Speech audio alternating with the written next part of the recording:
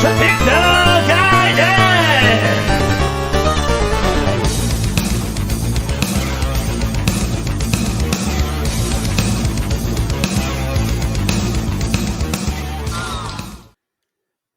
So here I am with Josh Malone. He goes by 48K Ram on Twitter.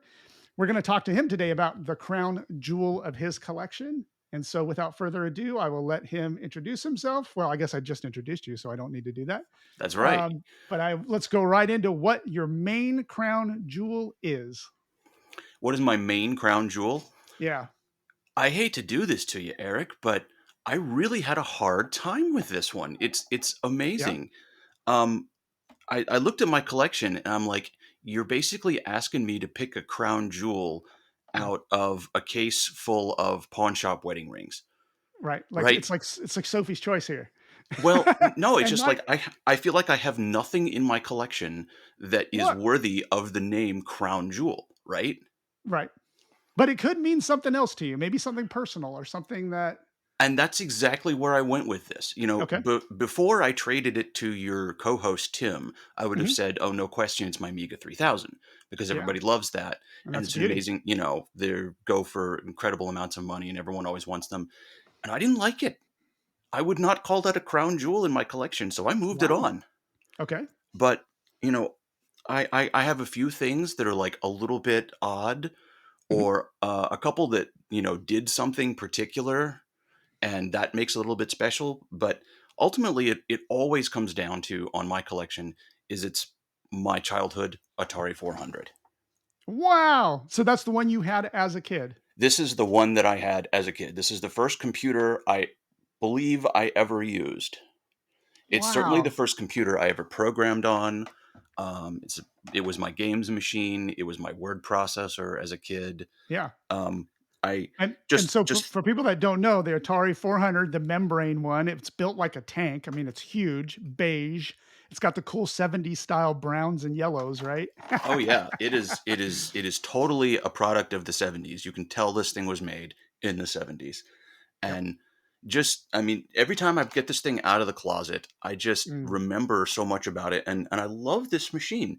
And no one in their right mind would ever call an Atari 400 a crown jewel, right? But Well, but I the don't fact yeah, I is, mean, it's beautiful. I would. I think I would. I mean, man, my first computer, the VIC 20, like if I had that original one, that would be my crown jewel, but I don't have it anymore. But yeah, and yeah. and that's what this is. This is the machine that my dad modified it as a kid to have 48K RAM. Wow. He, if you know anything about the Atari 400, you know this port right here is not standard either. Right. What is that? I mean, I'm looking. That connects to this puppy right here, Oh, a real mechanical a keyboard. real keyboard. So he got an 800 keyboard, put it in this box, ribbon connected it in parallel with the 400 membrane keyboard. So we had a real thing. I mentioned this was my word processor as a kid, and this is why. That's Because why. without this keyboard, no one in their right mind would word process on an Atari 400. Right. That is awesome. Is that why your handle's 48K RAM? It is indeed that this my Yeah, handle is in reference to this wonderful machine right here. that's what I figured. That's amazing. See, that to me is easily your crown jewel. It always is, and Now, what's the writing on top? I can't quite make that out. Is it this writing graffiti on on it? top in 2019, I Yeah. took this to VCF East Okay. and Yeah. had it signed by one of the creators, Joe DeCure. Wow. That is really, really cool. It looks great too. That 400's in good shape. It is in good shape. I've Uh, composite video modded it. You can see yep. the port on the back there. Um, it cleaned up really well. It was in my dad's closet for 20, 30 years, Yeah. and then I pulled it out, and this was one of the machines I had when I started getting back into retro about 2014, 2015 or Yeah. so. That is really, really cool. I think that's an awesome crown jewel. And so you take those to show do you take that to shows and stuff? I so before When the you pandemic, when we could do that. yeah, well, before the pandemic, I actually, with some help from a couple of other coworkers, we threw a retro gaming night Yeah. semi-annually at work, and I brought tons of machines, including this one, absolutely. because as you said, it's indestructible. No kid's going to really do anything to this machine. No. And it was so much fun to have people play games who had never experienced this and play it on this real machine. Wow. That is awesome. No, that is a great one. Now, is that one you use, or do you use some other 8-bit Atari more than that, and that one kind of sits in more of a museum piece? Yeah, it does kind of sit in the closet. My main daily driver Atari is my 800 XL, Same here. and that one has, as we say on the podcast, been modded up the wazoo. Yes, indeed. Same It's as got mine. it's got Ultimate 1 meg. It's got stereo pokey, back when you could buy pokies. Yeah. It's got UAV video mod, and then of course I have the Fujinet and the Ultimate cartridge for it. So it's a pretty hefty 8-bit battle station, Yeah. And and that's the that's same with mine. Same with mine. It was a that's the one I stream from. Oh, okay. Yeah, mine was a $10 Goodwill find many years ago, and the keyboard didn't work, and I had to do the little eraser on the membrane thing, and it suddenly came back to life. And then I did the same thing, 1 meg upgrade. I don't have the stereo pokey, but I did the 1 meg upgrade. I did the video upgrade, and now that's the one I use whenever I do 8-bit. So that's awesome. Yeah, the Atari 800 XL it absolutely should be your first Atari. Yeah. Yeah. And I have If the Fujinet too, which is amazing as well. it really is. I have, well, since you mentioned, Yeah.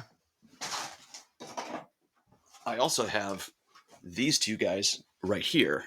Yeah. And I've got the candy bar one. Was that what they Yeah, called it? Snickers bar or something? this was the Mars bar, Mars bar. There we and go. this was the ice cream sandwich. That's These right. are early prototypes of the Fujinet, which because you were in on the I Fujinet was. development as well. Yeah. And that one still works. The Mars bar one. I don't have the other one. I don't have the ice cream bar one. I have the one that sits straight up and down, the final prototype. Yeah, cool. Um, and they're awesome. I do like that he is working on the Coleco Adam one as well as an Apple II one, right? Jeff Pietmeyer, one of the other Yeah. programmers, has got it bootstrapped. We have First Light on the Apple II. Oh, that's awesome. Because I will definitely get that for Apple II. I don't have a Coleco Adam, so I don't have the Yeah, room for it. he keeps trying to get me to buy an Atom so I can do testing and development, but I'm like, why would I want an Atom? Yeah. I think isn't that the one where the printer is also the power supply? So you kind of have to have the printer. Yeah, but there's a replacement. Okay, There's a little way to rig that up. Yeah, Bill Lang, if you know him on Twitter, he's built a whole bunch of these out of a Meanwell power supply, and it's a complete Okay, replacement for the original Atom power supply. awesome. That's good to know. That might actually get me in the game if I can find one someday. Because I won't do the printer thing. That's kind of Yeah, silly. no. All right, so let's talk about some runner-ups. So, I mean, I mentioned the Amiga 3000, but Yeah. that's not in my collection anymore, and it's gone to a much better place. It's living its best life over in the UK, Oh yeah, and 'cause Tim's got it right. yeah, Tim has it. Okay, good. And he actually showed a video recently on the channel with the new SCSI adapter, the raw SCSI he has Yeah, connected to yep. it. It's great. I mean, I think we're going to yes, be talking about that in January. I think because tonight we're recording January episodes. I think we're going to be talking a lot about that. I nice. think. I don't know what he has in store, but I hope so. So, I mean, my other runner-ups, you and I are both, big Tandy portable collectors. Absolutely. The Love them. 100, the 102, the 200. And Yep. I have taken that to its illogical conclusion and tried to collect all of its cousins out Yeah. there. So I have an NEC 8201. I have the Tandy WP2. Yep. Excuse me. I have a couple of the Epsons, although they're not really related. They're also, I love the slab tops. Yeah. And last year, I was finally able to get my hands on an Olivetti version. Yes. So And this so is this the one is Olivetti M10. M10. Maybe that's what I was confusing that thing when we were talking about on the before we did this. Maybe I got that confused in my mind, but that's beautiful. So it's definitely, it's hard to tell on the video. It's more of a dark color, right? Is that black or dark brown? No, it's a very dark gray. It's a That's what I very thought. sophisticated Italian dark gray, right? So every Yes. every OEM that produced one of the Tandy Kyocera portables, they all put their spin on it, right? Yeah. Radio Shack has the utilitarian, Radio Shack version, and NEC has the big hefty Japanese version, and all of Eddie, of course, has to make it the Italian sports car, Right. right? And it So does look slick. Oh the yeah, look at that. LCD pivots up Tilt. like that for you. The keyboard is this gorgeous lines gray, and just Yeah. listen to that. Isn't that Yeah. good? That is beautiful. Yeah. Is that compatible? That's not compatible with the Tandy M peripherals though, like the name escapes me now. What is that memory upgrade? The Rex. The Rex. There is a Rex for the There's a M10, Rex for it. Okay. but Okay. it's different because the internal ROM pinout's slightly different. Gotcha. Other than that, the PC board's actually almost identical to the Model 100 PC board. Oh wow.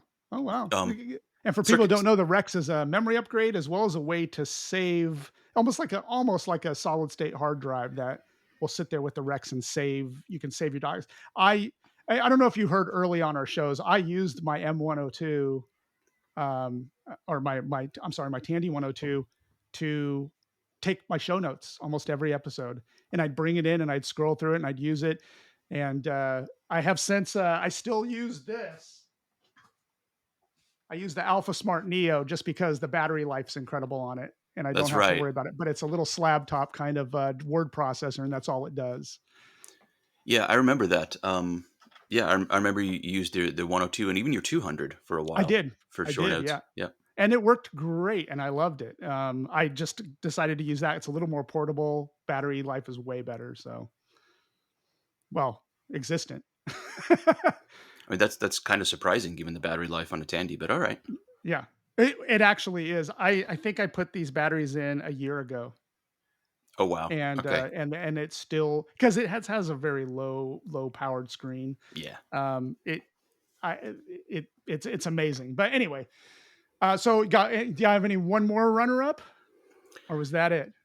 I mean, if you said you can only take 3 machines from your collection with you and the rest have to go in the bin, right? Sure, It sure. would be the Atari 400. Yep.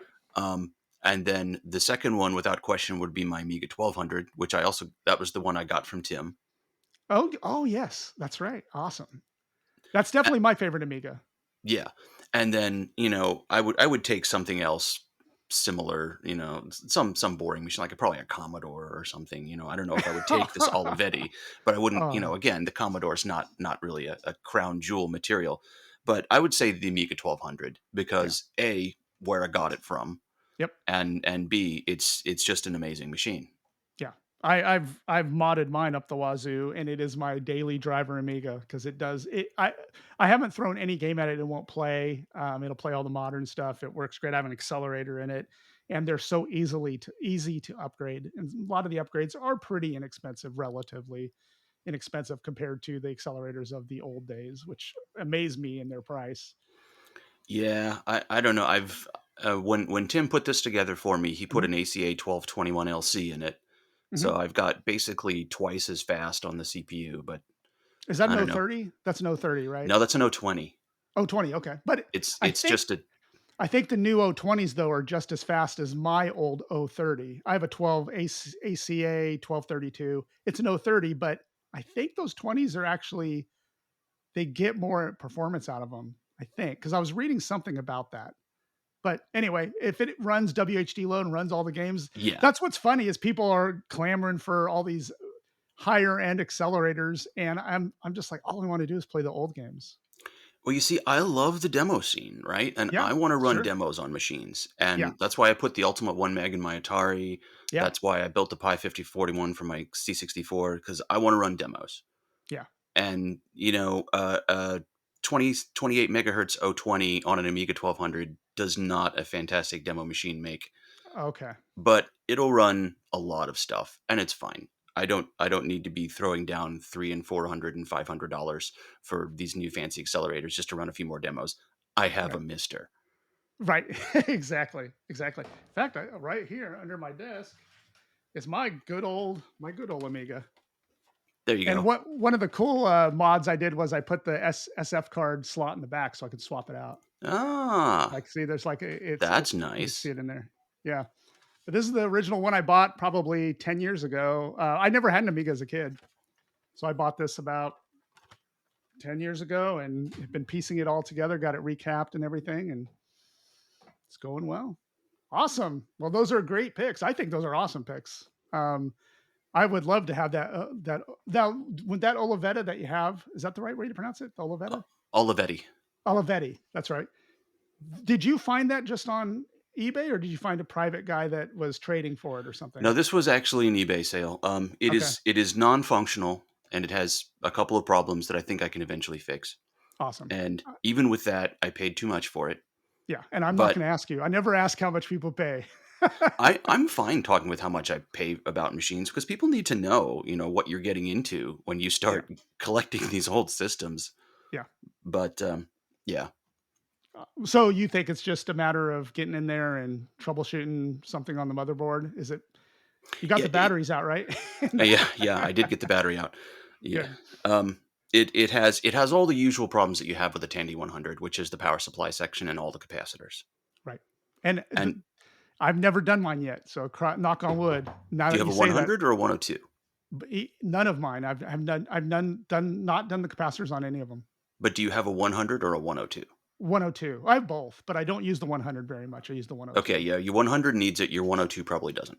Okay, that's good to know. That is good to know. Yeah, that's the Tandy 100 is kind of one of my specialties. So Yeah, and I love mine. Right on. All right, Josh. Well, thank you so much for doing this. I'm hoping that I am making this the year of the Patreon. So I'm going to try to schedule roundtables, interviews, discussions, and building the community better. I've been doing a poor job of that, I think, in the last 3 years of the podcast. So this is the year I'm trying to do it. So thank you for coming on and participating, and I'm hoping to see you in the future. yeah, thanks for having me on. This is a lot of fun. Always good to talk to you. Awesome. Thanks a lot.